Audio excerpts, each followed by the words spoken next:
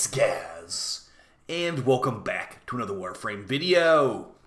So we got Xaku Prime access starting on November 13th, and I've got a prep guide for you today. I've been doing some Xaku Prime prep on my stream the last couple of days, and I get a ton of questions. What are you doing? How are you prepping for Xaku Prime? So here we are, showing you exactly how I'm prepping for Xaku Prime to get Xaku Prime, Fortuna Prime, and Cetus Prime as quickly as possible. My record's pretty good. The last Prime access we got, I had all the items obtained in about 2-ish hours. So let's get right into it. But before we do, make sure you sub this channel. We do daily Warframe video uploads, build videos, discussion videos, farming guides, all that kind of stuff. You're in the right place for Warframe content. And yeah, Xaku Prime, extensive guides on this channel once they release on the 13th. So you have like literally 2 weeks from today. So you got plenty of time. Alright, so for Xaku Prime release, the big thing is that Xaku Prime will be in Relics. If you look at the most recent Prime access, it's not Xaku. We got Sevagoth Prime access. As far as the rarity of the parts, you got a Sevagoth Common Neuroptics, a Sevagoth Rare Chassis, a Sevagoth Uncommon Blueprint, and a Sevagoth, another common part. So Sevagoth only had one rare part. That's not going to be entirely the case for Xaku probably, but we'll see. But as you can also see, there is Lith, Neo, Axii, and Meso for Sevagoth. So expect to have all types of relics as the relic rewards you get to go for Xaku Prime. Now, how are you going to get all these relics? Well, first off, let's start off with one of the most basic ways you can get as prepared as you possibly can. It will be the base syndicates of this game. So I'm in New Loka and Parent Sequence. You could be in more or different syndicates. It doesn't matter. Just pick the ones that you like, basically. And these are the ones that I like. So what you're going to do, for the first prep guide, you're going to be doing relic packs for the normal syndicates. So what you want to do is that the day Xaku Prime comes out, or rather the day before Xaku Prime comes out, you want to make sure your reputation is as high as it possibly can go.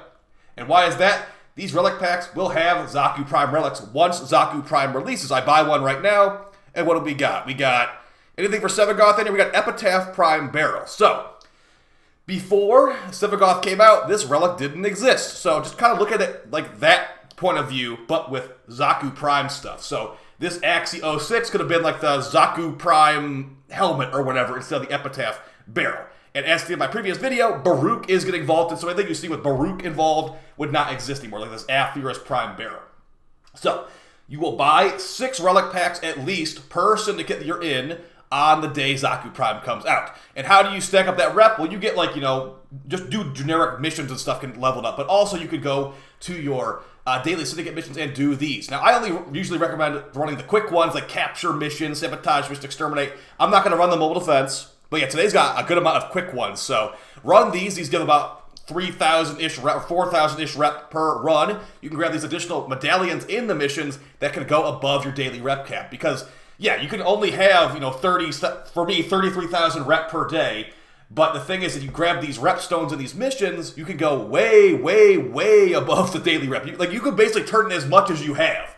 So if you want to get tons of relic packs instantly, this is the most basic version of it. I'm going to show you some other methods too, but as far as the old ways, this is the way that we've been doing this for a long time. So go ahead and grab those medallions and bring them over to your syndicate vendor, and as you can see right here, I can turn in those medallions for some more reputation if I want to. I just turn in a bunch of these, and there we go. See, as you can see, daily standing cap remaining 0, but how much rep am I getting? 34,000 more rep because I can. So we just got, now we're good to go. I'm basically prepped for Xaku Prime on that one, but again, I play the game pretty often, so it's not going to really matter too much to me. So this will just basically be me on day 1, buying all those relic packs. So that's the first thing you could do. Do that for each of your syndicates. Now let's move on to another easy one to do. It's going to be Steel Essence with Teshin. Now this one's going to require a little bit more thought and maybe a little bit more unlocking stuff in the game to get to. But yeah, Teshin for Steel Essence could give you the same kind of relic packs we just got from those syndicates. So we scroll down at Teshin, and this is going to be Steel Essence from the Steel Path, and you can buy up to 25 of these packs per week. But here's the thing. Here's the thing you have to make sure you keep track of. Once the weekly reset comes around for the week of Xaku Prime, so not this week, but the week after, do not buy these relic packs until Xaku Prime comes out. Because as stated earlier, if I buy a relic pack, it's going to be on the currently farmable stuff. So Aphirus part right there. Baruch part. This is the best example. Baruch's getting vaulted. This relic will never appear in these relic packs ever again. This would have been probably a Xaku relic and a Fortuna relic if I would have waited. But yeah, that's the thing. Don't buy these until the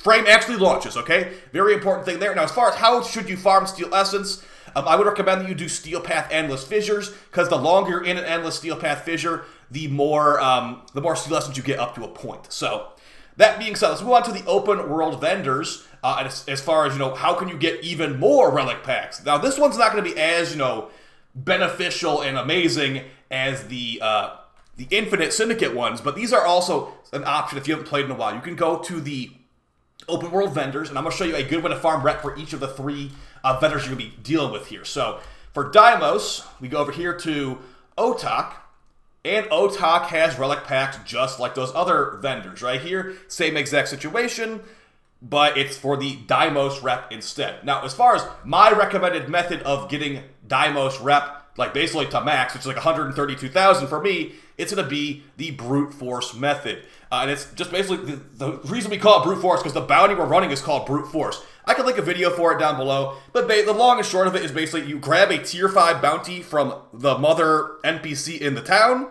and then you go on to the Deimos open world and you abandon the bounty on purpose. Yes, you abandon your tier 5 bounty, because why are we doing that? We are trying to find the Brute Force bounty. When you go onto Deimos and you activate a tier 5 bounty, you are setting the world state of Deimos to that bounty level. You could do the Steel Path one if you want to. I don't really recommend the Steel Path one, though. It's a little more extra effort for not that many more tokens. But basically, yeah, wait for the first objective to abandon, and now your job is to go find the mother bounty giver in the open world that has the bounty called Brute Force. And we went and found the first one called Brute Force, and the reason we do this is because all the objectives of the Brute Force bounty are very fast. There's no excavators, there's no, there's nothing that bad. The most annoying one is basically the Destroy the Hives one, and that's really not that bad in the grand scheme of things, too. Just basically wait, exterminate. So, yeah, I'd recommend this one. Now, you could technically get some Nabarus tokens, too, because Nabarus is still here until Friday, but this is mainly for getting mother tokens for the maxed out Deimos rep. I don't like doing this, but it is a somewhat okay method of Aya as well, if you want to get some Aya. And yes, these mother tokens can be infinitely stacked, but not infinitely turned in, so just keep that in mind. And also, when you are in Deimos, it is probably in your best interest to make sure that you are checking the grandmother token vendor every so often to turn your mother tokens into grandmother tokens, because it is technically rep stonks. So let's go ahead and take a quick look at that before we move over to Fortuna and show the Fortuna method. Okay, so when you're on Deimos, go to Exchange Family Tokens, and as you can see right here, I can turn in 10 mother tokens, which are 100 rep each for one grandmother token. And a grandmother token is 1,500 rep each. So I'm getting 500 free rep just by clicking on this button. So that's going to be a smart thing to do. And same thing with Sun tokens too. If you have Sun tokens for doing all those animal tags and stuff, you can grab those too. So yeah, this can be more efficient, but also I don't have I don't have Otak tokens sitting around. I don't have Daughter tokens sitting around. I'll go fishing really. But so if you do this kind of stuff, you might have this easier. But for me, I don't usually have those kinds of tokens. So plenty of methods for Deimos, but that's the one I recommend you, Brute Force method. And I'd recommend playing Mesa for that one with Magus Anomaly, because there's a bounty step you have to pull enemies into the circle. Okay, let's move on to the next planet now. So I said there's 3 planets. We just did Deimos, the upstairs of Deimos. The downstairs of Deimos does not have relic packs, unfortunately. So we're going to move on to Fortuna. Now, Fortuna has this, and I need to make a new Profitaker guide, because the Profitaker modding has changed slightly. You might remember in I think it was the Jade Shadows update, enemies' resistances are now more universal across the faction. So that means that the Corpus Spider is now weak to magnetic, not radiation. So that's the biggest difference. The rest of the stuff is pretty much good to go. But yeah, the vendor on Fortuna is going to be Smokefinger. And you do want to have your stuff maxed out here. And what I recommend for this, I recommend the Profitaker personally. I know it's like, what, you want me to get rank 5 with Fortuna to grind Fortuna rep? Yes, I do, because this is quite a bit of loot you get from killing the PT. You get credits, a lot of credits. You get rad relics, you get these debt bonds, and you also get a little bit of rep too. So it's, once you have all the loads and stuff, it's quite nice. But yeah, they did buff how much HP these legs have too, so I have to charge my Arcwing gun now. I know, real annoying. I've modded my Arcwing gun for magnetic, and I will link a Profitaker guide down below. The only thing that's different in that is basically don't mod your gun for radiation, mod it for magnetic now, and you probably want a rhythm for your Corvus pretty badly, and your Velocitus too. So yeah, they did make it harder to one-shot, but it's not like you need to really one-shot it in the first place anyway, so Profit farming, I'd recommend, it's like my go-to method for rep, because you get so much other stuff too, and it's decent for rep. Use the Resourceful Retriever mod to get extra debt bonds when you kill the spider, or use the other Retriever mod to get more credits from the spider. I have enough credits to go around, so I'm going to keep the Resourceful Retriever for increased reputation. And yeah, you can just get all these stacked up for the day of Xaku Prime access. Now, let's move on to the final planet that you can get these medallions from, or rather these relic packs from, and we can talk about the method I go for that. And for the planes, there's actually multiple ways you can go about it. But recently, I've just been doing the animal conservation method at night specifically. So I'm gonna go ahead and show you my favorite little cheese spot for that. But yeah, guys. So far we've got Deimos brute force method, Fortuna doing the Profit Taker, which, and if you don't have Profit Taker unlocked, you could do like animal hunting, I guess. I really don't do animal hunting that much, so that's not going to be recommended in this guide. But yeah, now we're moving on to the planes. And the thing about the planes is that you have plenty of options. One of the best Aya farms is going to be Aya bounties on the planes, but you can also go fishing. You can go capture animals like I'm about to tell you about, and you got other options too, like mining, I guess, as well. The vendor for the planes that gives you relic packs is going to be Old Monsoon Bot. This is the guy that has like gems and stuff like that. But yeah, relic packs as well right here. Now, as far as what recommendation I have for you on the planes, as I stated earlier, it will be the animal hunting method at night. Let's see if I can get some footage of that for you. Okay, so my recommended method for animal hunting on the plains is going to be at night for vampire cats. I know people like it during the day too, but for me, I just find the vampire cats a lot easier. So we're going to go to the top left corner of the map. We're going to be going hunting vampire cats as Ivara, or whatever frame you like to use Rest and Rage on. You pretty much just fly around with the ally highlight setting turned on, and there's vampire cats appear right in front of your face. So, depending on which type of vampire cat it is, there'll be about 500 to 1500 rep per capture, and they like to spawn in groups of 2 to 4 usually. So, do that for about 7 minutes, and that's your daily rep maxed out right there. So I'll link a guide for that down below as well. But yeah, pretty straightforward stuff. You can, like I said, you can do Aya Cetus bounty farming. Just make sure you have a good team for it, I'd say. Don't really recommend doing just random bounties. Do like the good bounties pretty much. And yeah, that's going to be basically it for the prep guide, guys. Oh, actually, no, it's not. That's not the end of the prep guide. What am I talking about? You don't have refined relics yet. So once you've gotten all these relic packs, what are you going to do with them? You're going to make them radiant. I'd recommend to get a bunch of traces the day before. So for me, 1800 traces is my maximum traces cap. So what I want to do the day before this comes out is I want to get maxed out traces by doing missions like this. Doing disruption missions that are great for traces farming. Doing capture missions that are great for traces farming.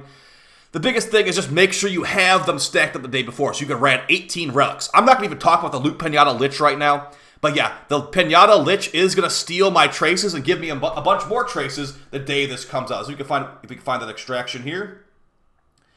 So yeah, once you leave the mission, my Lich is actually on Mars on purpose to make it where I can actually have the Lich stealing all this stuff. So as we can see right here, all this stuff is stolen by my Lich that's intentionally on Mars. So let's see, the Lich stole, I think, like 160 traces. So like right there, 168 traces stolen by the Lich. That means I'm killing this Lich on the day Xaku Prime comes out. I'm getting hundreds of extra traces, because I've done this multiple times, the day Xaku Prime comes out. So I will have the 1800 from stacking it up all the way, and I'll have another, like, who knows how much after I kill the Lich. Not to mention all the other stuff the Lich has stolen over these last couple of months. So this is like a next level prep thing you don't really need to do at all, but if you want to, you can. It's like a Lich siphon every here and there, and then it's a big drop the day the access comes out. So that's gonna be basically it for the video, guys. As far as, specific relic farming locations, we need to first know what relics Xaku will require before I really go over that stuff. But yeah, the relic pack method works for literally every type of relic. So yeah, you're good to go on that one. So hope you guys found this video fun, helpful. Xaku Prime November 13th, and I'll be covering it extensively on this channel. We have some other things about Xaku I want to talk about, but yeah, for the most part, just positive stuff right now. Xaku Prime and Xaku Normal will have the option to be skeleton only or not skeleton only, with some appearance changes in the update. But yeah, beyond that, there might have been an unintended Xaku nerf, so we'll talk about that pretty soon too. But in the meantime, guys, hope you have fun. Enjoy prepping for Xaku Prime. Get that stuff right away, and I'll see you next time. Peace!